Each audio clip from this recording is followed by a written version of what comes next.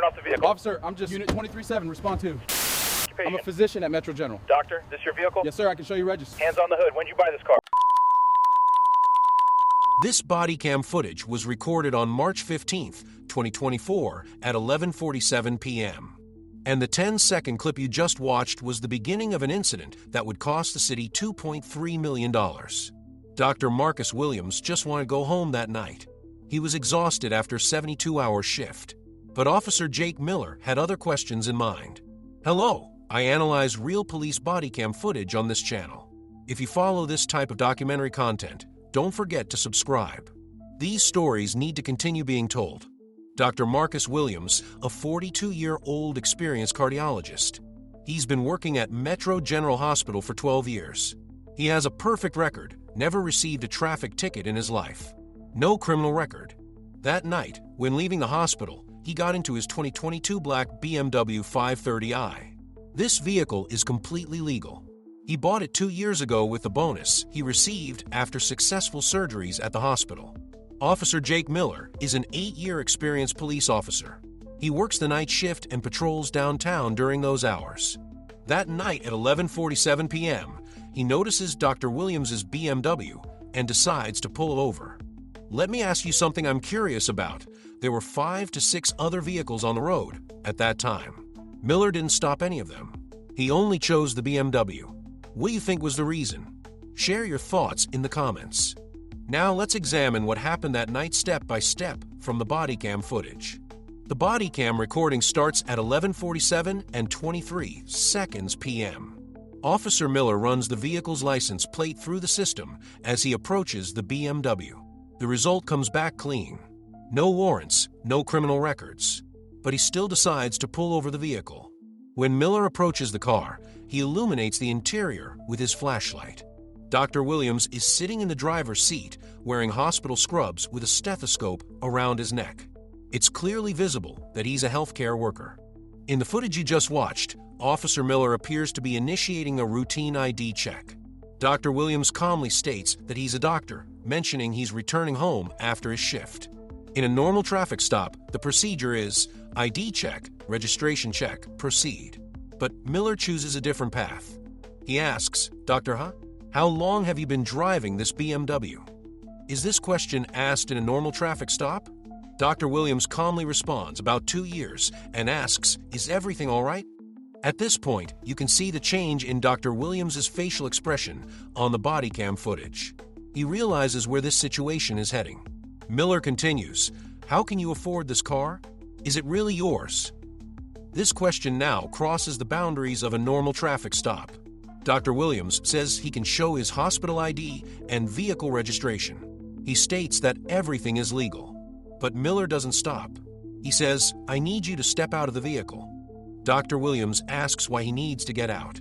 He points out that he hasn't committed any traffic violations. Miller insists, I'm telling you to get out. Notice the tone. It's not cooperative, it's commanding. At this point, Dr. Williams makes a critical decision. He knows his rights and chooses not to remain silent.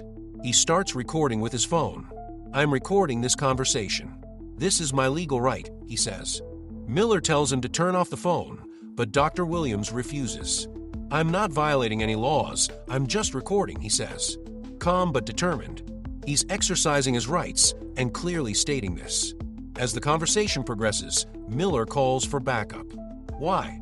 Dr. Williams isn't being aggressive. He's answering questions, offering to show documents. But Miller still calls for backup.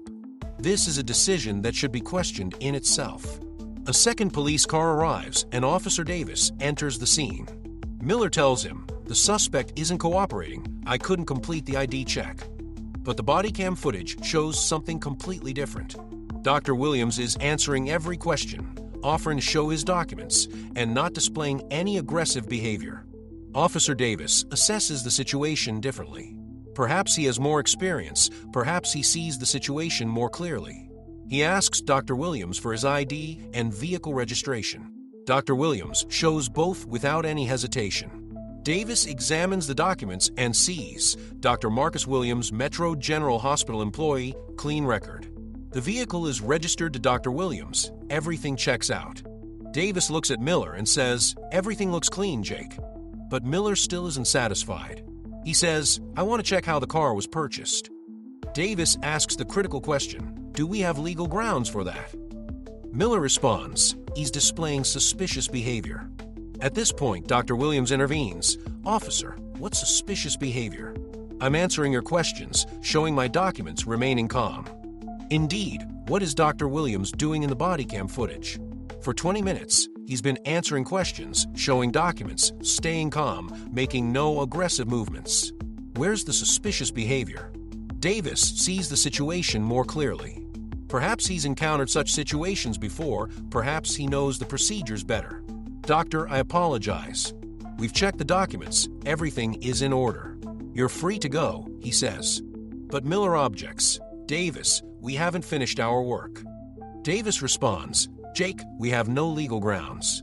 The man is a doctor, he's tired, he's going home." There's a clear disagreement between the two officers, and this argument is taking place in front of Dr. Williams. The body cam records every word. Miller says, "I make the decisions," while Davis responds, "No, I'm here too." In this situation, we have no legal justification. In this scene, Davis's experience and procedural knowledge come into play. At this point, Dr. Williams makes a different decision instead of quietly leaving. "I want Officer Miller's name and badge number," he says. Miller asks why. Dr. Williams says, "I'm going to file a complaint about this procedure. I've been detained for 23 minutes without legal justification. My profession was questioned, my ID was checked, my vehicle documents were examined. Everything came back legal. But I'm still being interrogated," says Dr. Williams. Looking at the body cam footage, Dr. Williams is right. 23 minutes have passed, everything has been checked, there's no legal justification remaining. But the interrogation continues. Officer Davis intervenes. "Dr. Williams, I apologize. You're free to go. Good evening." Dr. Williams thanks him, but also wants Officer Miller's information. Davis looks at Miller. Miller reluctantly provides his information. Dr. Williams gets in his car and leaves. But the story doesn't end here, because Dr. Williams isn't just a doctor. He's someone who knows his rights, understands the system, and most importantly, won't stay silent. Let me ask you a question here. If you were in Dr. Williams's position, what would you have done? Would you have quietly left or pursued legal action? I'm waiting for your responses in the comments. The next day, Dr. Williams shares his experience with his brother, who is a lawyer specializing in civil rights. His brother examines the body cam footage and identifies the following: 23-minute detention without legal grounds, discriminatory questions about profession and income, failure to stop other drivers under the same conditions, unnecessary backup call.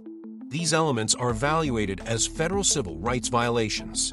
3 weeks later, a lawsuit is filed. Dr. Marcus Williams versus City and Officer Jake Miller.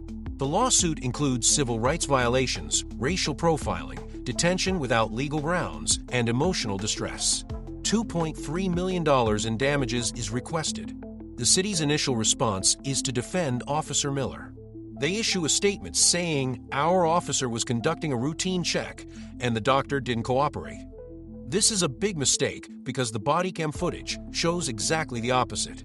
Dr. Williams' lawyers strategically emphasize the body cam footage. They prepare the entire 23-minute recording as a court presentation.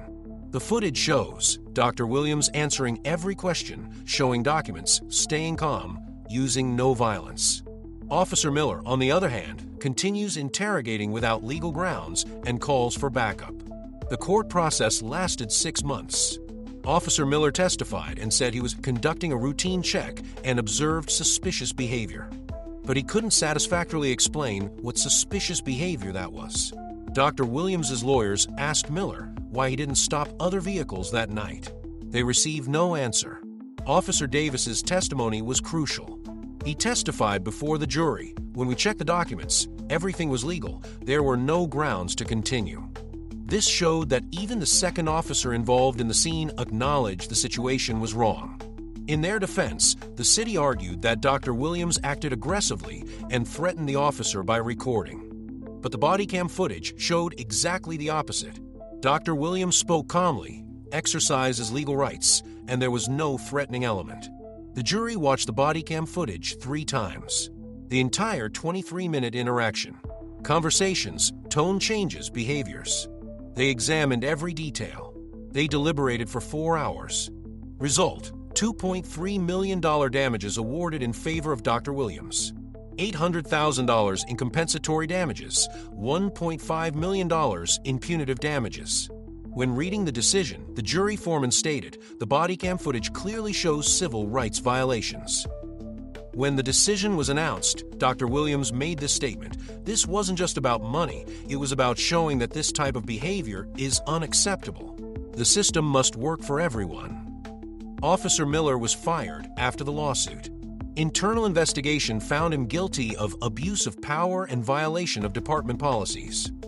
He currently works as a private security guard in another city.